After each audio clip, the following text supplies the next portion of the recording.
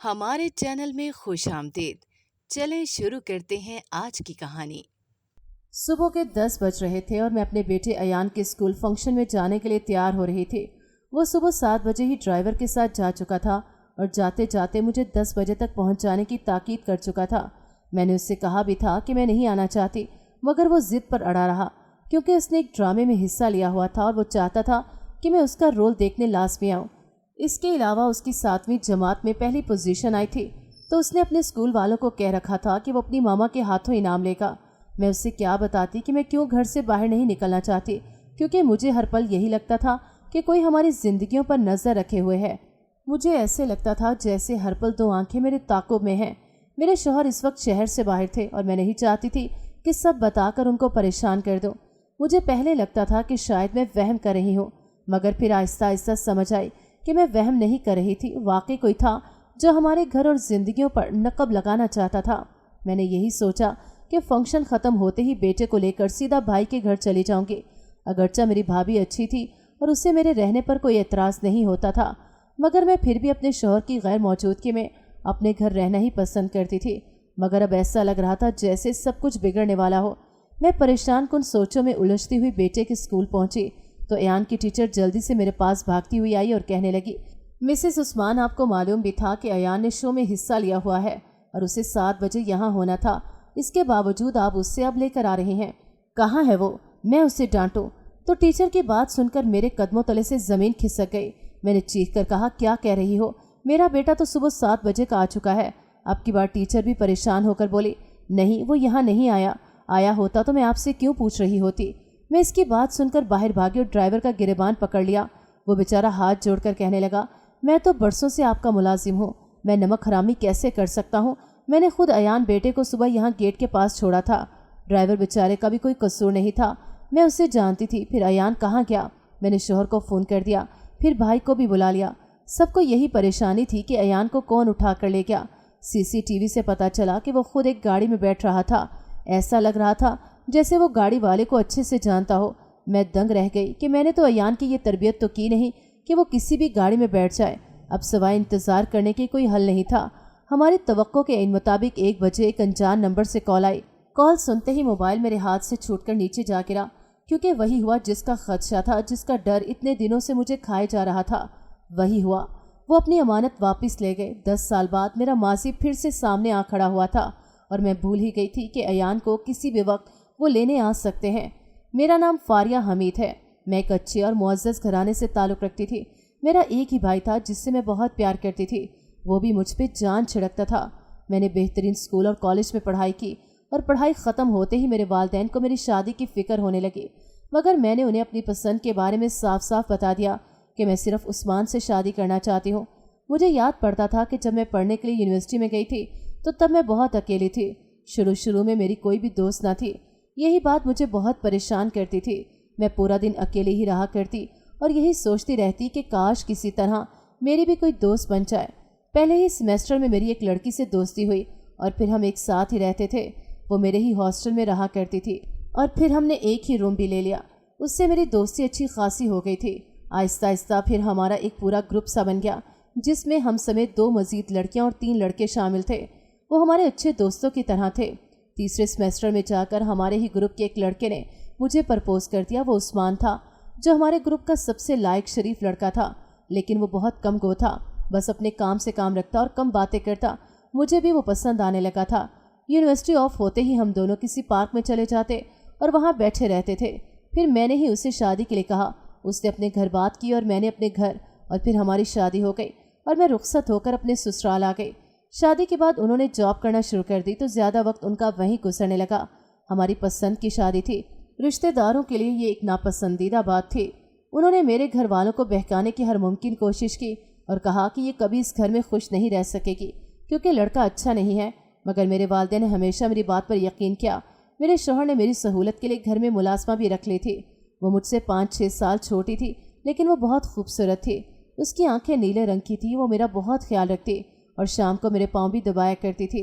मुलाजमा का नाम सफ़िया था। इसके माँ बाप गाँव के रिहायशी थे।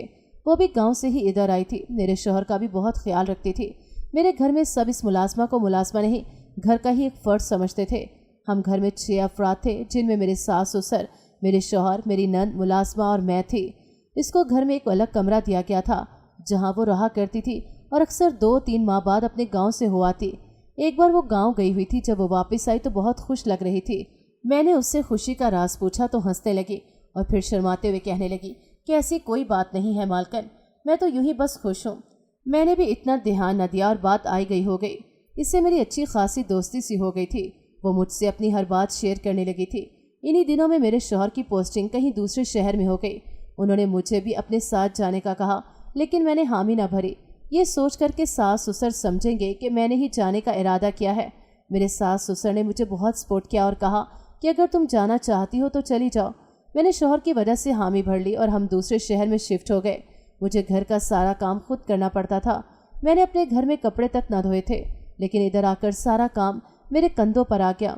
मेरे शौहर सुबह ऑफिस जाते तो शाम 6 बजे के बाद घर आते। मैं रोज़ रोज़ की इस रूटीन से थक चुकी थी। रोज़ काम करती और फिर पूरा दिन फारिग रहती। कभी कभार टीवी लगा लेती या अक्सर सोई रहती। मैं अब बीमार होने लगी थी। शायद ये तन्हा रहने की वजह से हुआ था कि मैं डिप्रेशन का शिकार हो गई। मेरा किसी से बात करने को जी ना चाहता और मैं अकेली कमरे में गुमसुम पड़ी रहती। जब शौहर रात को घर वापस आते तभी मैं थोड़ा बाहर आती थी।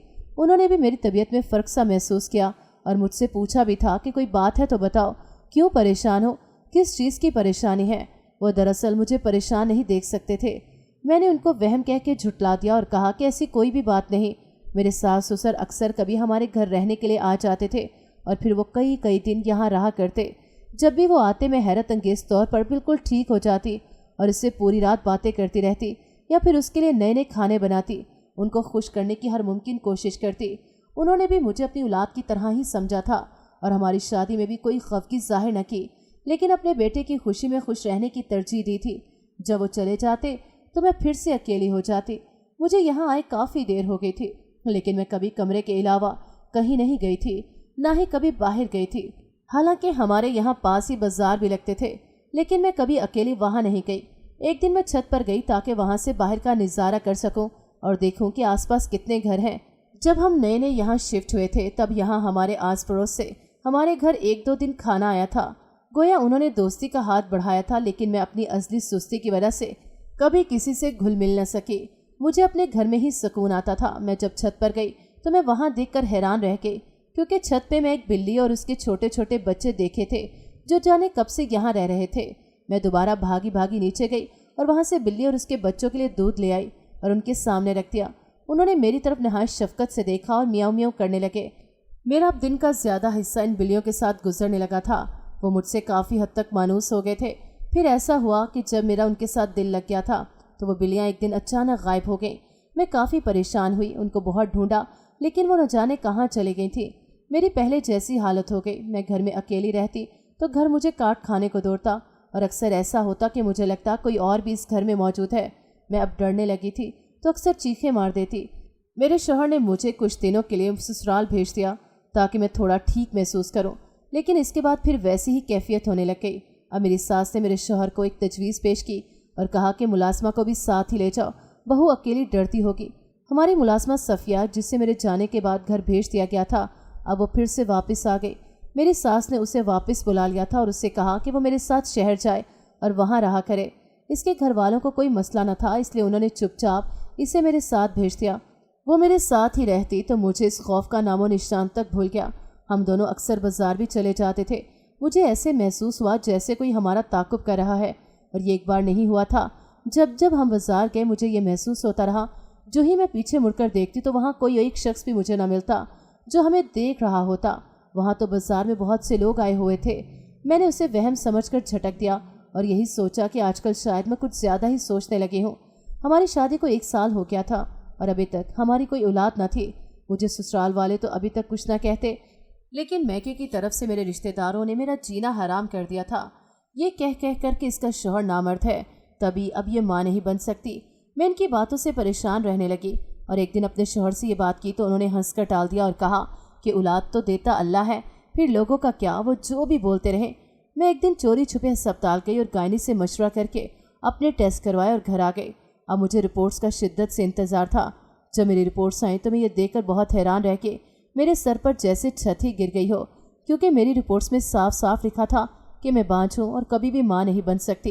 इस दिन मैं घर वापस आकर बहुत रोई थी कि ये कैसा इंसाफ है। मैं अब माँ ना बन सकी तो मेरा शौहर मुझे तलाक देकर दूसरी शादी कर लेगा। मैं रोने लगी और रोते रोते ही सो गई। मैंने सोते हुए ख्वाब में देखा कि एक बच्चा मेरे पास खेल रहा है और वो बहुत गोल मटोल सा है। मैंने उसे उठाया ही था कि वो वहाँ से गायब हो गया। मैं उठकर उसी ख्वाब के बारे में सोचने लग गई और मैंने रिपोर्ट्स जला दी ताकि कोई भी इन रिपोर्ट्स को ना देख सके। मैं अपने शौहर के बहुत करीब रहने लगी ताकि उनका ध्यान किसी भी औरत की तरफ न जाए और उनसे अक्सर वादे करती रहती थी कि वो मुझे कभी छोड़ कर न जाएं। मेरे ससुराल वाले अब इशारे कनाइयों में बच्चे के बारे में बात करने लगे। मेरे पास कोई जवाब ना होता था। मैं हर चीज़ से बेखबर हो गई थी।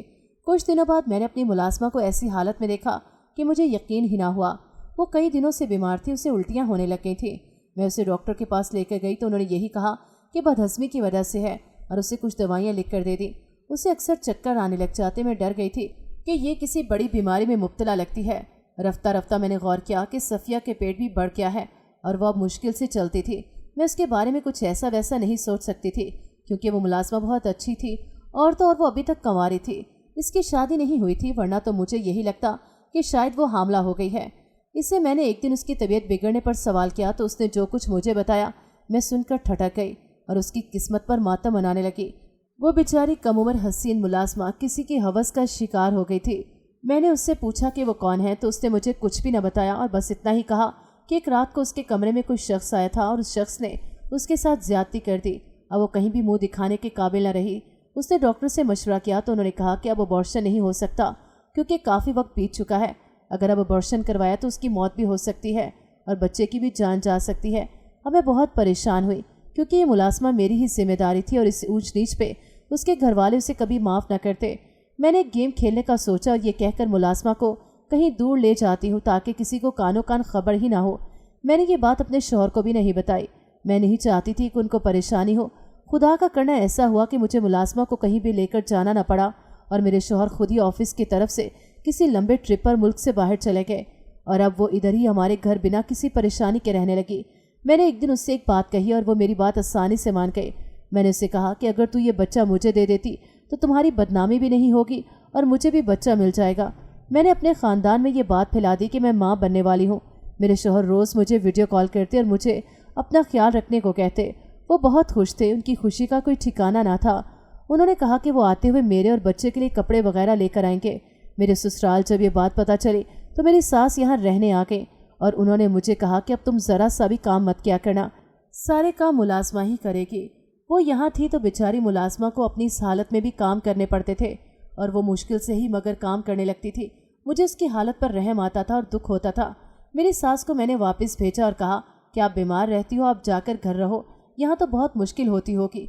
तो उन्होंने मेरी बात न मानी और कहा कि वो तो यहाँ ही रहेंगी। मैं बहुत परेशान थी कि अगर मुलाजमा ही काम करती रही तो बच्चा सेहतमंद नहीं होगा। इसी रात मेरे ससुर की तबीयत ख़राब हुई और मेरी सास को वापस जाना पड़ा, पर जाते जाते उन्होंने कहा था कि वो मेरी नंद को लाजमी भेजेंगी। वो वापस गई तो नंद के पेपर्स होने वाले थे। उसने नहायत खुश दिली से माजरत कर ली और कहा, भाभी मुझे माफ़ करना, ये तो एक अच्छी खुशखबरी थी। जब भी मेरे मैके में पता चला तो रिश्तेदारों के मुंह भी खुद ब खुद ही बंद हो गए थे और उन्होंने भी मेरे शौहर को बुरा भला कहना अब छोड़ दिया। मैंने मुलाजमा से एक शर्त पे बच्चा लेना था और वो शर्त मुलाजमा के मुताबिक थी। उसने मुझे कहा था कि वो बच्चा इसी सूरत देगी जब मैं उसकी किसी से शादी करवा दूंगी। मैंने आसपास देखा लेकिन मुझे कोई भी नजर न आया। फिर मैंने अपने भाई से उसकी शादी करवाने का वादा कर लिया। मेरा भाई बहुत अच्छा और खूबसूरत था। जब मैंने उसे मुलाजमा से शादी करने का कहा तो उसने साफ इनकार कर दिया और कहा कि क्या हुआ अगर मुलाजमा खूबसूरत है तो? खूबसूरत तो बहुत सी लड़कियां मिल जाती हैं, लेकिन असल में मैं एक मुलाजमा से शादी नहीं कर सकता क्योंकि मुझे मेरे दोस्त ताना देते रहेंगे। मैंने उसके तरले किए लेकिन वो ना माना। फिर मुझे मजबूरन उसे सारी बात बताना पड़ी। मैंने किसी को अपने बांझपन के बारे में अभी तक नहीं बताया था। मैंने उसे सारी बात बताई और कहा कि अपनी बहन का घर अब तुम ही बचा सकते हो, जिस पर मेरा भाई थोड़ा जज्बाती हो गया और वो सफ़िया से शादी करने के लिए मान गया। मेरे शौहर ने अब जल्दी आने की कोशिश की ताकि वो डिलीवरी टाइम इधर ही हो। उनका काम मुकम्मल हो गया, लेकिन फिर बॉस ने जाने से मना कर दिया तो उनको रुकना पड़ गया। मुलाजमा ने बच्चा जना और फिर मेरे हवाले कर दिया। मैं बहुत खुश हुई और मेरी इसी खुशी में घर वाले भी बहुत खुश थे। ससुराल वालों ने सारे मोहल्ले में मिठाई के टोकरे बांटे कि उनके यहाँ पोता पैदा हुआ है। मेरा शौहर जब वापस आया तो उसकी खुशी का कोई ठिकाना न था। वो बच्चे को बार बार चूमता और खुशी से झूमने लगता। میں نے وعدے کے مطابق ملازمہ کی اپنے بھائی سے شادی کروا دی۔ گھر والے میرے اس فیصلے سے میرے خلاف ہو گئے اور مجھے برا بھلا کہنے لگے۔ انہوں نے میرے بھائی کو بھی روکنے کی کافی کوشش کی، لیکن وہ نہ رکا۔ اس نے شادی کر لی تھی، اب وہ ملازمہ کی بجائے میری بھابھی بن گئی تھی۔ اب ہمارے گھر میں کام کے لیے کوئی اور ملازمہ آنے لگی، جو کہ صفیہ کی ہی چھوٹی بہن تھی۔ وہ بہت شریف سی بچی تھی، جو کہ ہر وقت سر پر دوپٹہ لیے رکھتی۔ وہ ہماری پہلی ملازمہ کے مقابلے میں اتنی حسین بھی نہ تھی۔ میرے شوہر نے ایک دن اچانک مجھے کہا کہ صفیہ کو بھابھی نہیں بنانا چاہیے تھا، وہ ملازمہ ہی ٹھیک تھی۔ مجھے یہ بات کافی عجیب لگی کہ انہوں نے ایسا کیوں کہا۔ پھر وہ اکثر صفیہ کی تعریف کرنے لگ جاتے تو میں پریشان ہو جاتی تھی، کیونکہ ان کی نیچر ایسی نہ تھی کہ وہ کسی دوسری عورت کی تعریف کریں۔ میرے تو تن بدن میں جیسے آگ سی لگ جاتی تھی۔ جب بھی میرے شوہر صفیہ کا ذکر کرتے، مجھے ان پر شک سا ہونے لگ گیا تھا۔ میں نے صفیہ کو اپنے گھر دعوت پر بلایا تو میں نے دیکھا کہ میرے شوہر صفیہ کی طرف بہت غور سے دیکھ رہے تھے۔ مجھے سمجھ آ گئی تھی، اتنے مہینوں میں وہ میری آنکھوں میں دھول جھونک رہے تھے اور مجھے لگتا تھا کہ وہ مجھ سے پیار کرتے ہیں۔ میں نے صفیہ کو کمرے میں بلایا اور کہا کہ ہم نے وعدہ کیا تھا کہ اس بارے میں کبھی بات نہیں ہوگی، لیکن مجھے بتاؤ کہ تمہارے ساتھ جس شخص نے زیادتی کی تھی وہ کون تھا؟ وہ بالکل چپ ہو گئی اور کہنے لگی کہ میں ایسا نہیں کر سکتی، کیونکہ آپ لوگ میرے لیے قابل عزت ہو۔ میں نے اسے بہت قسمیں دی، لیکن وہ نہ مانے۔ پھر اچانک اس نے کہا کہ وہ تمہارا ہی شوہر تھا، جس نے ایک رات میری عزت تار تار کر دی، اور اب میں اکثر راتوں کو اٹھ کر اسی وجہ سے روتی ہوں۔ مجھے اپنے شوہر کی بے وفائی سن کر اتنا صدمہ لگا کہ میں اس سے لڑ جھگڑ کر واپس اپنے گھر آ گئی۔ وہ کئی بار مجھے لینے اور منانے کے لیے آئے، لیکن میں واپس نہیں گئی کیونکہ میں نہیں جانا چاہتی تھی۔ میرے لیے میرا شوہر اب عزت کا لٹیرا بن گیا تھا، جس نے معصوم ملازمہ کی عزت تار تار کر دی۔ میں نے اسے کافی کچھ سنایا اور چلے جانے کو کہا، کیونکہ اب میں اس کے ساتھ ہرگز نہیں رہ سکتی تھی۔ صفیہ میرے پاؤں پڑ گئی کہ میری وجہ سے اپنا گھر مت اجاڑو، لیکن میں نے نہیں جانے کا فیصلہ کیا اور واپس نہ گئی، جبکہ وہ اکثر اپنے بیٹے کو ملنے آ جاتا تھا۔ جب وہ ملنے آتا تو میں الگ کمرے میں چلی جاتی۔ میں اس شخص کی کبھی شکل نہ دیکھنا چاہتی تھی۔ میں نے عدالت سے رجوع کیا اور خلا کا نوٹس بھیجا۔ میرے بارہا کوشش کے باوجود اس نے مجھے طلاق نہ دی۔ میں اپنے ماضی کو یاد کر کر کے روتی رہتی تھی کہ لوگ اچانک سے کیسے بدل جاتے ہیں۔ میرے یونیورسٹی فیلوز میری حالت دیکھتے اور افسوس کرتے۔ ان کے لیے ایسا تھا کہ بجلی کا کوئی جھٹکا۔ وہ میری بات پہ بالکل بھی یقین نہیں کر رہے تھے۔ پھر ہمارے ہی گروپ کے 2-4 لڑکوں نے میرے شوہر سے بات کی تو اس نے یہی کہا کہ میں ایسا نہیں کر سکتا، ملازمت جھوٹ بول رہی ہے۔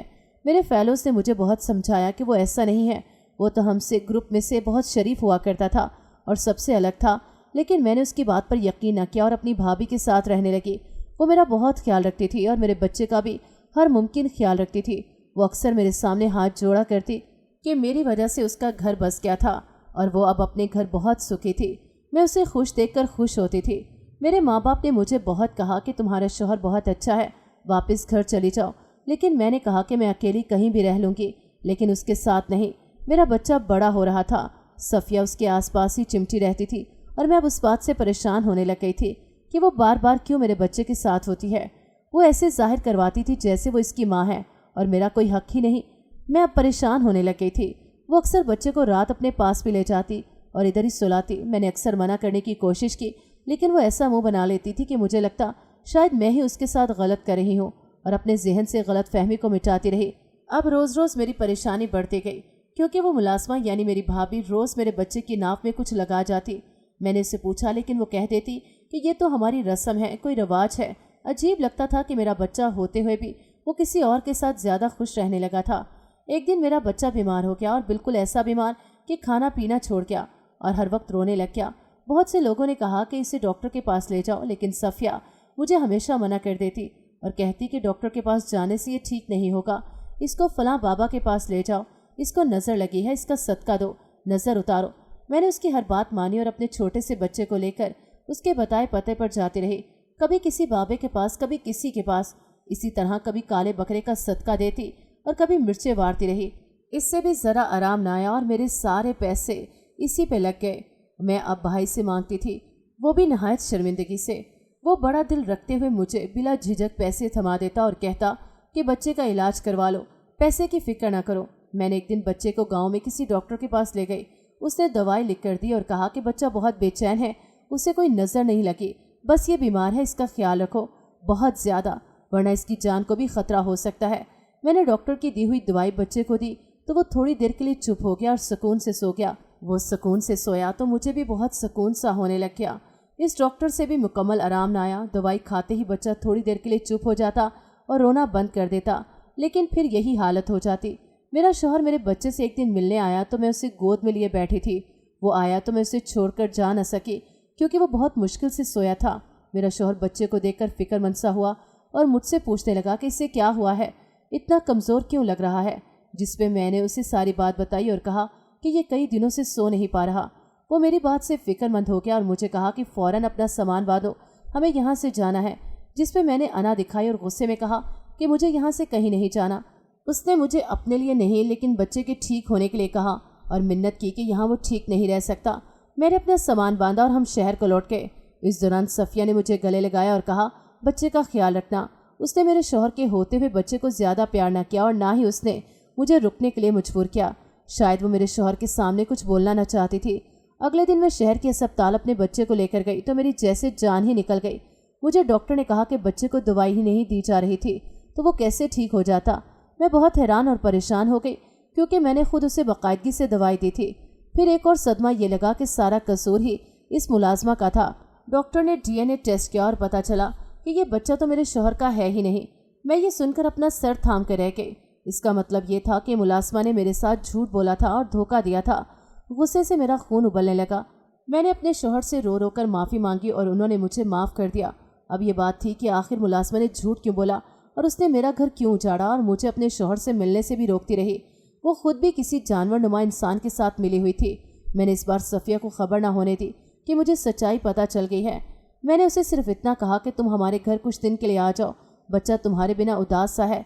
उसने ये सुनते ही अपना बैग बांधा और यहाँ चली आई। उसके वहमो गुमान में भी नहीं था कि उसके साथ क्या होने जा रहा है। उसने जो मुझे तकलीफ दी थी उसे भी यही भुगतना होगी।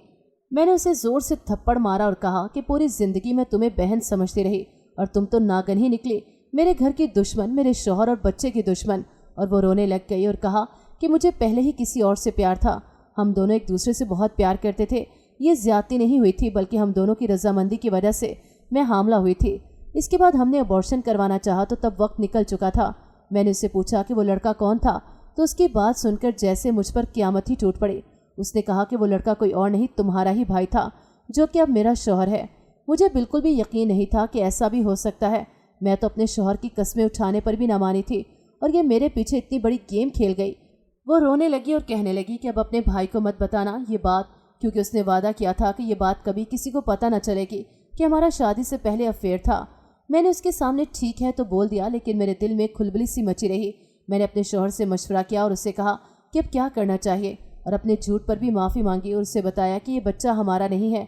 उसने मुझे तो हैरान ही कर दिया ये कहकर कि मैं सबसे पहले ही जानता था कि ये बच्चा हमारा नहीं है। मैंने उस दिन तुम्हारी रिपोर्ट्स देख ली थी लेकिन तुमसे कुछ कहा नहीं था ताकि तुम ज़्यादा तकलीफ़ ना बर्दाश्त करो। तुम पहले ही टूटी हुई थी, तुम्हें मज़ीद दुखी नहीं करना चाहता था। मेरे शौहर ने यह भी कहा कि एक बार अपने भाई से बात कर लो, क्या पता इस बार भी मुलाजमा झूठ बोल रही हो। मैंने अपने भाई से ये सब पूछा तो वो मुझ पर गुस्सा होने लग गया कि वो तो इसे जानता तक ना था। तुम्हारी वजह से ही मैंने शादी के लिए हामी भी भरी ताकि तुम्हारा घर बस जाए और अब तुम मुझ पर ही इल्ज़ाम लगा रही हो कि मेरा उससे अफेयर था। इस बात से तो ये साबित हो गया कि इस हसीन मुलाजमा ने हमारे साथ धोखा किया था और हमें उल्लू बनाया था। इसकी वजह से तो मेरा घर भी टूटने पर आ गया। हमने उसकी जासूसी शुरू की तो पता चला कि ये किसी और शख्स का बच्चा है जो इसका ही खालाजाद कज़न था, लेकिन वो इससे इसलिए शादी नहीं करना चाहती थी कि वो आदमी बहुत गरीब था। इसलिए उसने ये सब ड्रामा रचाया ताकि उसकी शादी मेरे भाई से हो जाए और वो एक अमीर घर की बहू बन जाए। इस बात को भी उसने कबूल न किया और रोती रही कि मेरा भाई झूठ बोल रहा है, जबकि अब सच्चाई साफ जाहिर हो चुकी थी। वो अब भी झूठ पे झूठ बोल रही थी, लेकिन उसके इस बात के आंसुओं पे हमें यकीन नहीं आया। मेरे भाई ने उस मुलाजमा को तलाक दे दी और कहा कि तुमने मेरी बहन का घर उजाड़ने की कोशिश की थी, इसलिए तुम कभी मेरी नज़रों में ठीक नहीं हो सकती। इस मुलाजमा को हमने जेल करवा दी थी और भाई की एक बहुत अच्छी जगह शादी करवा दी थी और अब वो फिर से 10 साल बाद मेरा बेटा मुझसे छीनने आई थी। मेरे शौहर ने उसी वक्त रिपोर्ट दर्ज करवाई। पुलिस ने एक बार ही उसे पकड़ लिया और तफ्तीश शुरू हुई तो मालूम हुआ कि वो कई दिनों से अयान से राब्ते में थी और उससे दोस्ती कर चुकी थी। इसमें पैसों के लालच में अयान को स्कूल गेट से उठवा लिया था, क्योंकि वो जानती थी कि हम उसको मुँह मांगी रकम दे देंगे।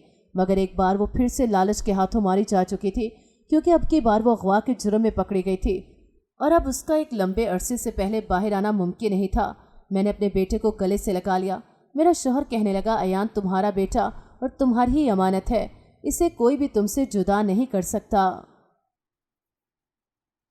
नाज़रीन, अगर आपको हमारी कहानी अच्छी लगी है तो वीडियो को लाइक करें, शेयर करें और हमारे चैनल को सब्सक्राइब करें। अगली वीडियो तक इजाज़त दें। अल्लाह हाफ़िज़।